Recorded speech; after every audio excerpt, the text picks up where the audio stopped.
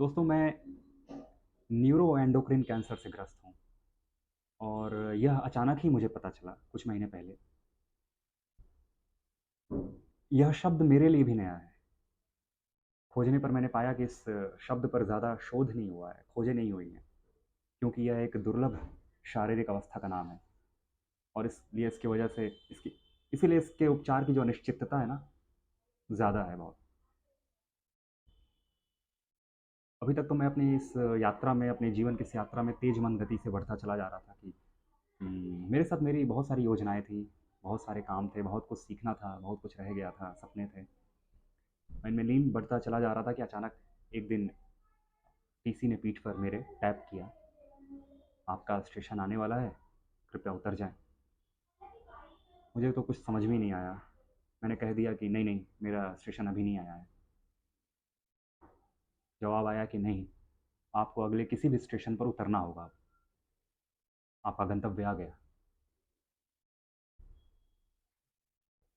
अचानक मुझे एहसास होता है कि जैसे आप किसी ढक्कन की तरह एक अनजान सागर में अनएक्सपेक्टेड लहरों को काबू किए बह रहे हैं।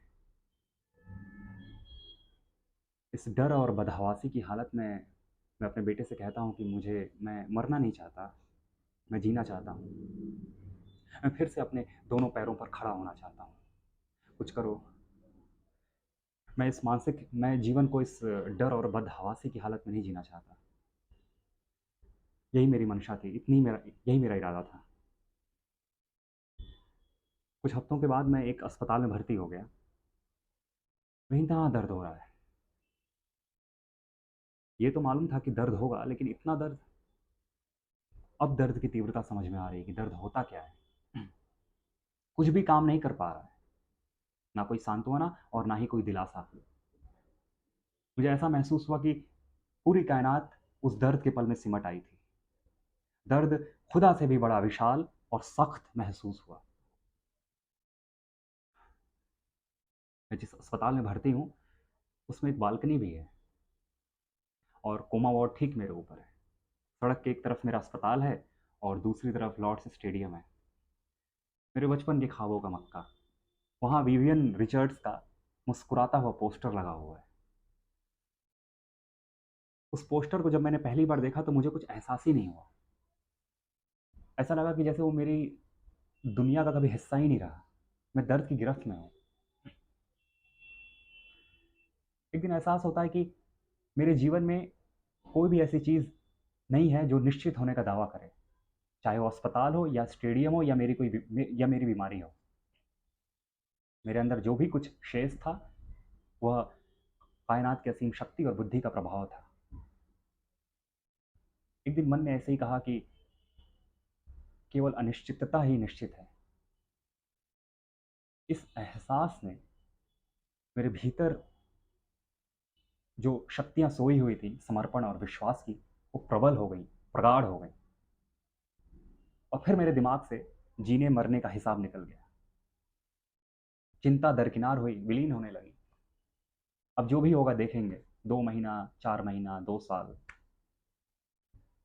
पहली बार मेरे जीवन में मुझे आज़ादी शब्द का एहसास हुआ, सही अर्थों में एक उपलब्धि। इस कायनात की करनी में मेरा विश्वास ही मेरा पूर्ण सत्य बन गया। और यह विश्वास मेरे शरीर के मेरे शरीर में धीरे धीरे पैठ कर गया, मेरे शरीर के हर हिस्से में। अब तो वक्त ही बताएगा कि ये विश्वास ठहरता है या नहीं। फिलहाल दुनिया के सभी लोग मेरे सेहतमंद होने की कामना कर रहे हैं, जिन्हें मैं जानता हूँ और जिन्हें मैं नहीं जानता। वो सभी लोग, मुझे लगता है कि उन सबकी प्रार्थनाएं मिलकर एक हो गई हैं। एक बड़ी शक्ति, तीव्र जीवन धारा बनकर मेरे स्पाइन में मुझे प्रवेश कर मेरे सिर के ऊपर कपाल से अंकुरित हो रही है। अंकुरित हुई अंकुरित होकर कभी वो पत्ता, कभी कली, कभी टहनी, कभी शाखा बन जाती हैं। लोगों की सामूहिक प्रार्थना से उपजी हर टहनी, हर पत्ता, हर कली मुझे एक नई दुनिया दिखा रही हैं। फिलहाल मैं यही महसूस कर रहा हूँ। धन्यवाद।